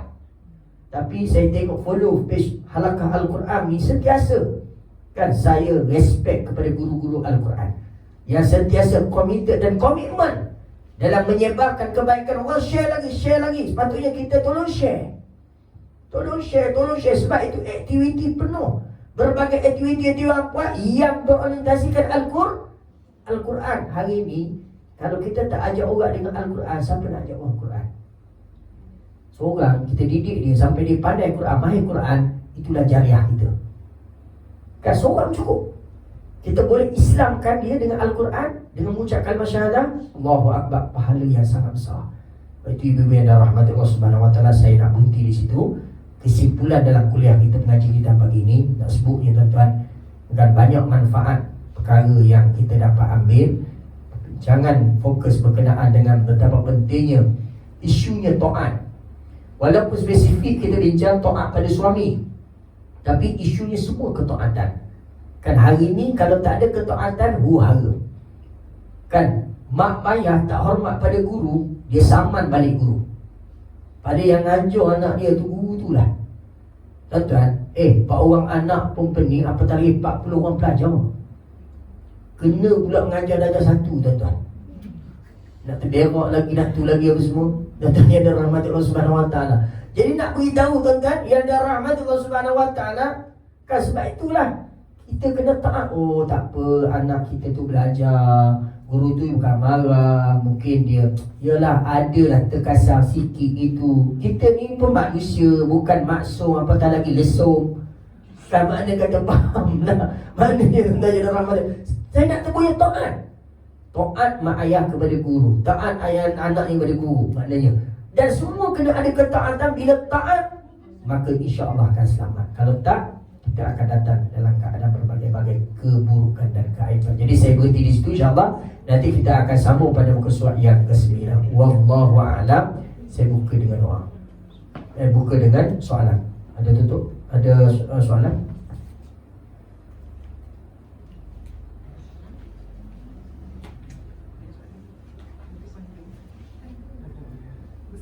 Ya. Kalau seseorang tu dah melepasi, maksudnya dah derhaka lah. Apa step-step secara apa? Amnya nak kembali nak settle nak suami. Kalau seseorang itu yang telah kita kata dah melanggari lah, derhaka kepada suami, apa yang sepatutnya? Yang pertama istighfar. Mohon kepada Allah keampunan kepada Allah, itu jalan yang terbaik. Kesilapan yang kita buat, kita mohon kepada Allah. Istighfar, salat, taubat, nasuha. Minta ampun dengan Allah Subhanahu Wa Taala. Yang kedua, minta maaf pada suami. Kan? Itu yang baik. Pertama, maaf pada Allah. Yang kedua, minta maaf pada suami. Abang, sebelum ni saya bukan sayang ke apa ke, saya buat silap. Sekarang saya aku kesilapan saya. Maka saya banyak buat silap, sekarang saya nak perbetulkan balik. Maka insya-Allah itu yang sepatutnya lah. Ustaz tak nak dah cakap, malu lah. Malu apa dah kahwin 20 tahun dah. Kan mana cakap lah. Kan turunkan keegoan. Maka insya-Allah bila kita berterus terang, kita bercakap tuan-tuan sekalian, kita bercakap dengan datang daripada keikhlasan jiwa, dia terus masuk dalam jiwa seseorang. Tapi kalau kita cakap dalam keadaan kita masih lagi dalam keadaan berpenyakit, dia tak akan pergi pada seseorang. Sebab tu kita tengok pada diri kita, mampu kita bercakap, cakap. Dan kita redahkan semua perkara, dan kita minta maaf dengan Allah, doa, solat taubat dan kepada suami. InsyaAllah perkara itu akan selesai dan Allah Ta'ala akan mengampuni dosa kita. Itu yang terbaik. Kalau suami sudah meninggal, Suami dah meninggal, minta ampun dengan Allah. Dan mohon kepada Allah Subhanahu Ampunilah insya-Allah. Ada soalan yang lain? Ada tak? Kalau kita kematian suami, Ya. bila mulanya edah tu? Bermula daripada hari kematian tu lah. Bermula hari kematian tu, maka bermulalah eddahnya. Sebab tu dia kata tadi, jangan keluar. Sebaiknya kalau boleh tak perlu pun ikut ke kubur pun. Kalau ikutkanlah, tak payah pergi, biar orang lelaki yang selesaikan. Kan tak perlu pun, duduk je dekat rumah. Kan makna kata tak perlu keluar ibu yang dalam rahmat Allah Subhanahu Wa Taala. Itu bermulalah edah tu. Tapi hari ni dia tak boleh kan. Nak tengok. Bagi itu dia gitu kan. Kita cakap tak boleh, tak nak juga. Itu masalah ni. Sekarang ni kan banyak kalau urusan jenazah kat masjid. Ha. Tapi itu tak boleh ikut kat masjid. Itu cerita dia. Itu saya cakap tadi. Kita cakap tak boleh, dia kata tak nak. Boleh tak? Boleh tak? Tak nak masuk dalam, nak duduk luar je. Boleh tak? Boleh tak? Duduk kereta je. Nak bagi boleh tu.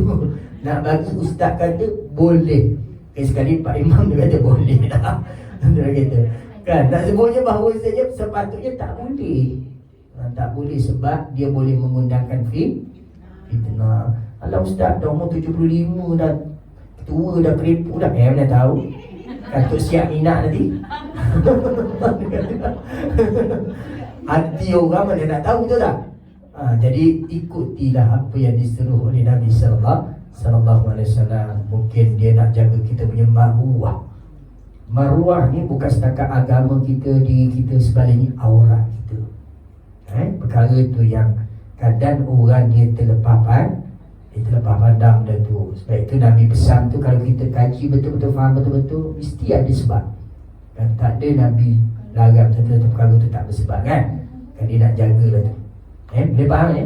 InsyaAllah. Ada? Agak ada tadi? Kalau pergi tu kemudian, contoh sehari gitu tu, tak boleh dia dah habis kerja. Macam orang dah tak ada kat kubur kan, pergi juga. Kalau ikutkan, mana kata tak boleh juga pergi tu. Tak boleh juga pergi. Sebab atas riza apa kita nak pergi? Sebab kita nak tengok juga kubur. Betul tak Bukan orang cakap begitu. Ini kita bercakap atas dasar hukum kan? Tapi kalau mana kata dah nak pergi sangat, pergilah. Saya kata kalau boleh jaga, jangan buat fitnah lah kan. Fitnah boleh pergi. Itu mesti kita buat hukum. Kita pergi tujuan apa? Tujuannya nak tengok kubur, tujuannya nak doa. Kalau kita pergi itu menggunakan musibah, fitnah, mana yang lebih baik? Kita mendatangkan, boleh membawakan dosa ataupun pahala. Niatnya nak buat pahala, tiba-tiba dosa. Mula-mula nak menggembirakan arwah, rupanya dimurkai oleh Allah Ta'ala. Kesan daripada terkespiang juga kepada arwah. Betul tak? Jadi sebab itu ibu yang ada rahmatullah subhanahu wa ta'ala, fikir yang lebih baik lah. Dan kalau kita nak doa, nak tu cukup di rumah, dalam tempoh edah tu, InsyaAllah sampai tu direct lah. Kan? Dia dah ada dalam yang lahak dah pun, dia dah pergi ke alam yang lain dah. Kita jaga saja hubungan itu lebih baik. Dan lepas daripada itu boleh pergi, cuma jaga daripada menggunakan fitnah. Macam saya kata tadi lah, perginya nak buat baik, tapi kalau tersilap langkah, takut mendatangkan kemurkaan Allah, kesan pada arwah pula. Jadi sekarang ni kita sayang pada arwah, kita jaga maruah kita. Kita jaga peribadi kita itu lebih baik. Boleh faham kita tak ni? Saya tak marah, cuma nak beritahu. Tapi kalau nak pergi, pergilah. Tapi jaga dia punya. Pergi dengan anak lelaki tu, anak lelaki yang menemani kita. Menemani, itu yang saya kata tadi. Maknanya pada asalnya Nabi kata tak perlu pergi. Tapi kalau pergi baik. Macam saya kata tadi lah, ni teman anak lelaki, yang ni orang nak balik semua baru nak pergi. Sama je, pergi juga. Benda je dalam benda yang sama. Cuma poin yang saya cakap tadi, asalnya tak boleh pergi, tapi nak pergi juga. Pergilah, tapi jaga dia punya batasan-batasan syarak. Itu yang saya kata lah, boleh. Cuma jangan sampai mengundang fitnah. Itu dia punya poin dia. Kan? Pergi boleh, tapi jangan sampai mengundang fitnah. Sebaik-baiknya kalau saya tak nak pergi, itu lebih baik. Sebab kita nak jaga arwah itu. Kerana kita inilah didikkan daripada arwah. Kalau kita jadi orang baik, InsyaAllah hasil yang kita buat baik juga, baiklah dapat kepada Allah yarham. Betul tak? Okey, ada soalan lain?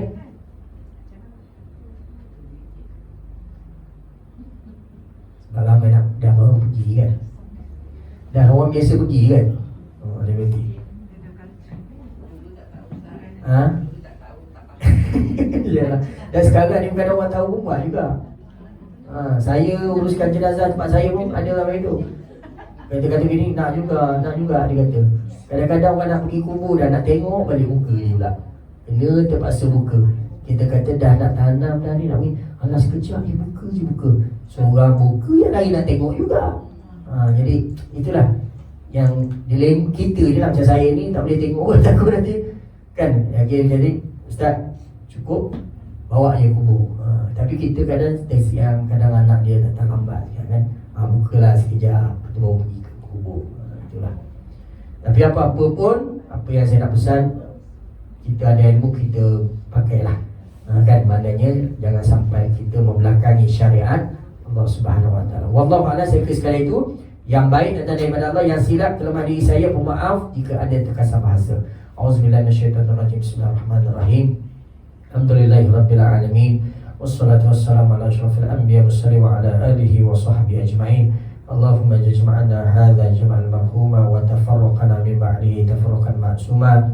Ya Allah, ya Tuhan kami, ampunlah dosa kami ya Allah, ampunlah dosa kami ya Allah, dosa ibu ayah kami ya Allah, dosa suami isteri, anak-anak kami, ahli keluarga kami, sahabat handai kami dan seluruh para jamaah yang hadir dalam majlis ilmu pada pagi ini ya Allah. Ya Allah, ya Tuhan kami, ampunlah dosa-dosa kami ya Allah, baik dalam keadaan terang-terangan ataupun dosa dalam keadaan yang tersembunyi ya Allah. Didik kami, bimbing kami, ajar kami apa yang kami tidak mengetahui ya Allah. Rabbana atina fid dunya hasanah wa fil akhirati hasanah wa qina adzabannar. Alhamdulillahirabbil alamin. Yang baik datang daripada Allah, yang silap, kekurangan dan kelemahan ini saya sedia bermaaf jika ada terkasar bahasa. Okey, saya nak beritahu tuan-tuan, halakah sekarang tasik kita sentiasa mencari infak dana lah untuk program-program. Tuan-tuan tahu sendirilah, saya ni cuma pelaksana daripada apa yang telah diberitahu. Cuma yang tuan-tuan bagi ni seluruhnya program aktiviti. Tak tabung sahaja pembelian sambal bili hijau ada tu. Sambal hijau ke sambal bili? Sambal hijau. Kenapa lagi produk-produk itu tuan-tuan tolong campaign lah, tolong share.